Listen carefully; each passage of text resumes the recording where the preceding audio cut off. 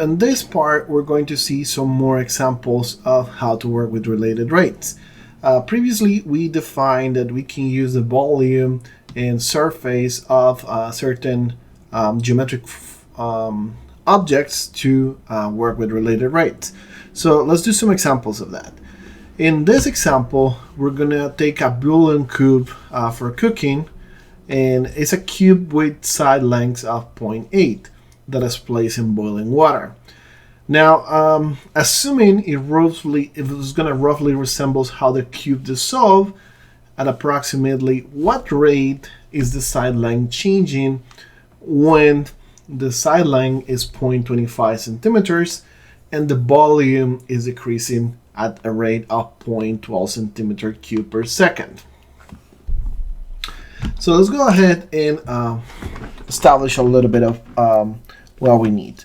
So we have a function for the volume of the cube, which is going to be a cube. It's given here by this cube. And we have certain information. We have that the general cube was initially 0.8. We're probably not going to use that information just to have a domain. Now, we do have information about how much is changing the volume with respect to time. The volume with respect to time is changing at 0.12 centimeter cube per second. And we also have information that we want to know what's happening with the side. So what is the change on the side when we have a particular side of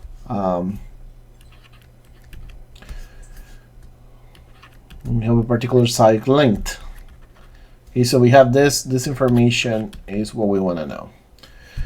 So because of the way that it's set up, we can calculate the derivative of the volume with respect to time and use a chain rule here. This is going to be 3a squared.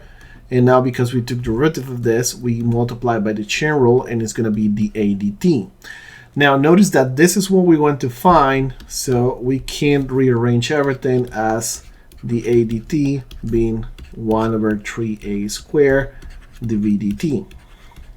As we know information about this, and we want to know information about this. Now at this point, dA dt can be simplified by the fact that we know how much dV dt is. This is going to be 0.12 over 3a squared. And of course, this is going to be centimeter cube second. Notice that the a later is going to be centimeter square, and so it's going to cancel out, giving me something in centimeters per second. So the units are being consistent. Now, if we find what is the a dt when a is 0.25 or 1 over 4 centimeters, we're going to find out that this is 0.12 over 3, and the 1 over 4 square is going to be 1 over 16. So we can create this 3 over 16, and we got the centimeter square, which is going to be canceled out with this here.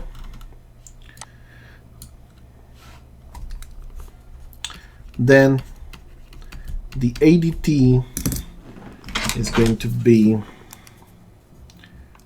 and let's do 3 over 16. 3 over 16 is just going to be 0.1875. So this is 0.12 over 0.1875 centimeter per second. Or if we simplify further by actually finding out what the quotient of numbers is, we're going to find out that this is 16 over 25, or 0.64 centimeters per second.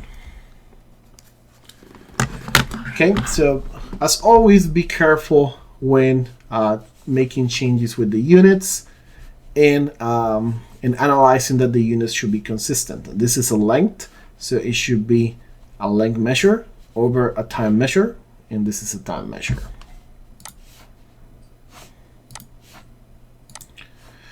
Now, another example. We're going to talk about zoom lenses. So as the zoom length in a camera moves in and out, the size of a rectangular image is going to change. Assuming that the current image is 6 by 3 centimeters, find the rate at which the area of the image is changing if the length of the image is 0.7 centimeters and the width of the image is 0. Centimeters over a second. And we can round to 1 decimal. So in here, we got to make the whole thing. So this is saying that this is the length of a camera. And so it's moving in and out. So we're assuming that this is going to be a rectangular image that is changing. And at some point, this is going to be a quantity x, and this is going to be a quantity y. At the current moment, x can be 6, and let's say y can be 6 and x can be 3, that kind of thing. We want to find the rate at which the area is changing. So we want to know what is the ADT if, let's say, the length of the image is 0.7. So let's say, let's call the length of the image here equals 0.7.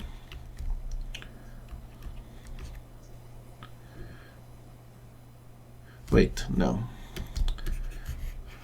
Wait a second. So this is what we want to know.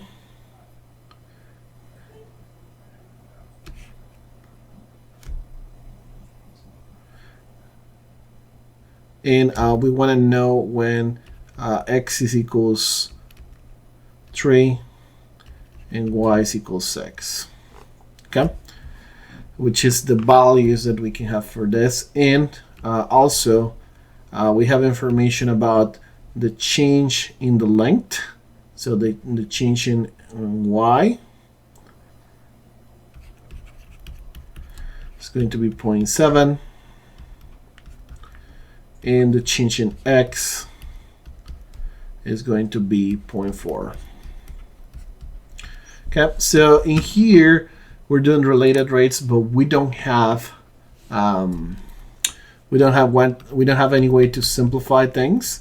We have that the area is x times y, and so thanks to that, the ADT is just going to be a product rule. So derivative of x is 1 times y times the xdt by chain rule plus x times 1 from the derivative of y times the y dt. So essentially we get y dx dt plus x dy dt. And so everything is going to be in bold. We have the quantities in here. And so the rate of change when x is equals 3 and y is equals 6 is going to be 6 dx dt, which is going to be 0.7 centimeters per second.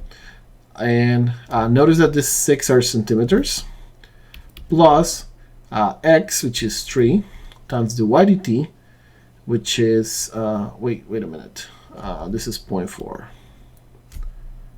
And the y dt is 0.7. And also this is centimeters and centimeters per second. So at the very end, this is going to be 6 times 0.4 plus 3 times 0.7. And that's just going to give me 4.5 centimeters square per second. So that makes sense because we're talking about areas that are changing with respect to time. So we have a length measure square, so area, varying by time. Now for the final example, we have a water tank where water is pouring at the rate of 3 feet cubed per minute. Notice that this is a measure of volume. And we want to know how fast the water level is rising if the base of the tank is a rectangle of 2 by 3 feet. So as expected, I need to create some sort of relationship with the volume in terms of the height. This is easy to do because the volume is the area of the base by the height, and the area of the base is given by 2 times 3 by h. Okay? And everything is in feet, feet, and feet as well. Now this is going to be 6h. What extra information do we have? We have that the change of the rate of change of the volume with respect to time is 3 feet cubed per minute. And we want to know how fast the level of the water is rising, which is given by the HDT. Okay? So now, the only thing that is left is to operate the derivative to find our related rates.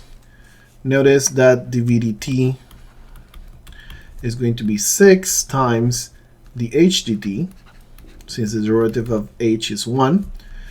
At this point, we want to know what the HDT is, so we can also flip around this, and the HDT is going to be 1/6 times the VDT.